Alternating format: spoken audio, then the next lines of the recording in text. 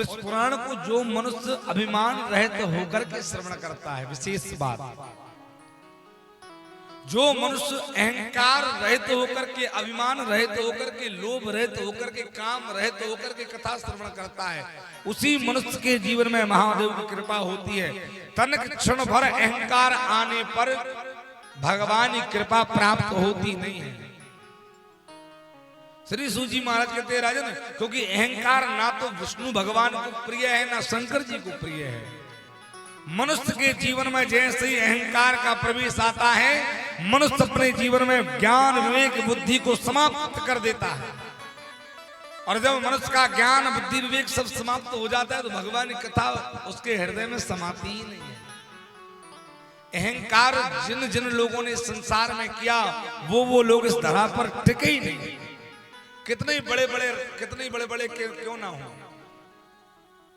श्री सूजी जी कहते अहंकार रहित भगवान की कथा सुन करके मनुष्य भव से पार होगा, क्योंकि जिन्होंने कथा सुनी वही संसार से पार हुए, और जो लोग कथा नहीं सुन पाए ना वो भव सिंधु में फंसे ही रहे। ध्यान रखना, चाहे वो साक्षात भवानी जगत जननी जगदम्बा मैया क्यों ना हो।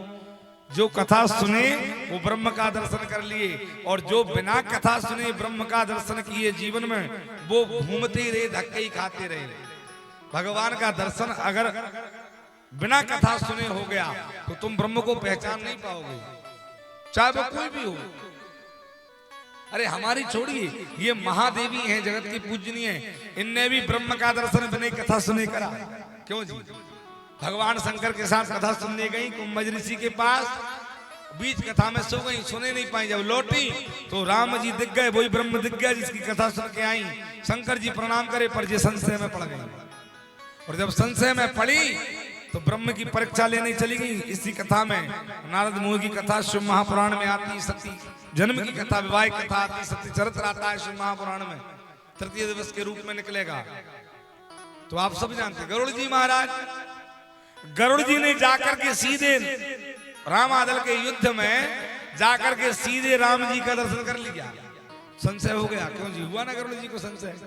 जब नाग फांस काटे गरुड़ जी ने उन नागों को खाया और वो सब कटे, तो गरुड़ जी ने कहा ये कैसे ब्रह्म है, हम इनकी रक्षा कर रहे हैं, बताओ। जीवन में जो भगवान की कथा को नहीं सुनता उसके हृदय में कई प्रकार के संशय उपजते हैं। जो केवल सुनता नहीं है उसके, और जिसने सुन ली उसके जीवन में कहीं से किसी प्रकार का कोई संशय नहीं होता। केवल सुनना है, अभिमान रहित अहंकार हृदय में प्रवेश हुआ तो कथा नहीं बचेगी।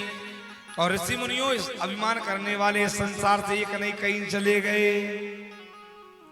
बुंदेलखंडी में एक महाराज जी बहुत अच्छा सुंदर भजन गाते हैं। बुंदेलखंडी में वो बहुत सुंदर सा गीत कहे हैं अभिमान के लिए।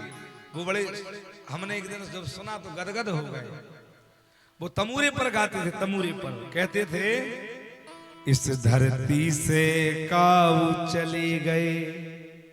काऊ यानी बहुत सारे, इस धरती से काऊ चले गए, हथो जिन्हें अभिमान रे, उनके घर में कोई बचो ना, खाली पड़े मकान रे। आज अहंकारियों के घर में कोई बचा नहीं। आगे गाते थे हथो रावण पंडित ज्ञानी, तपस्या शिव जी की ठानी। इतना ज्ञानी पंडित था रावण।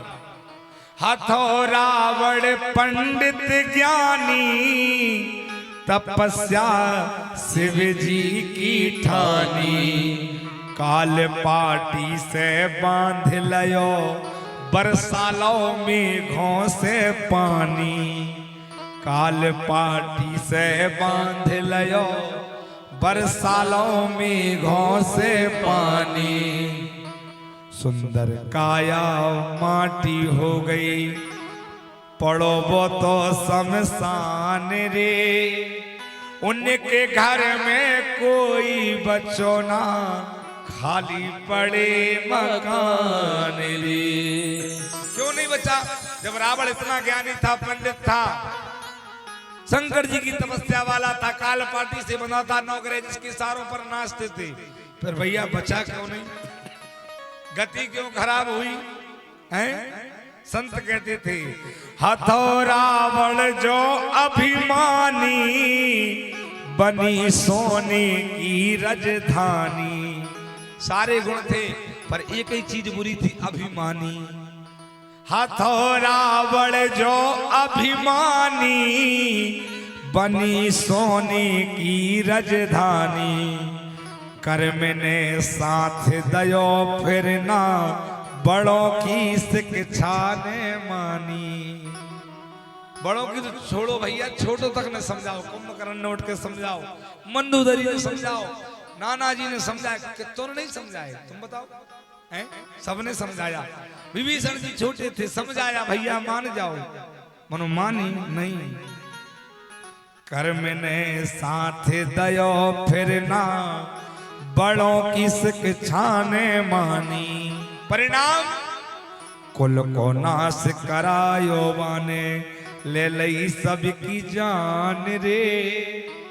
उनके घर में को बच्चों ना खाली पड़े मकान रे। फिर एक अहंकारी के पीछे कुल में कोई बचा नहीं। आप कहें महाराज जी पूरा कुल साफ, बिल्कुल कुल साफ होता है। अहंकार में 3 गए, धन वैभव और वंश। ना मानो तो देख लो कौरव रावण कंस। जब अहंकार मनुष्य को बढ़ता है तो फिर महाराज खुद नहीं जाता, कुल तक जाता है। जी बात हम नहीं कहते, गोस्वामी जी ने लिखी है। क्या लिखा? इजराम विमुखी ऐसे हाल तुम्हारा, राम विमुखी ऐसे हाल तुम्हारा। बचाना कोई बोले रो बनिहारा, बचाना कोई बोले रो बनिहारा। राम विमुखे अस हाल तुम्हारा, नमः शिवाय नमः शिवाय। बचा न को कुल रो बनिहारा। नमः शिवाय नमः शिवाय। राम विमुखे ऐसे हाल तुम्हारा। बचन कोई बोले रो बनिहारा, बचन कोई बोले रो बनिहारा। फिर कोई रोने वाला नहीं बचा। क्यों जी बचा? आपका महाराज जी विभीषण जी थे, तो विभीषण जी के पीछे बहुत सारी कथाएं हैं। लोग कहते हैं विभीषण जी राम जी के भैया थे, जग की बभूति से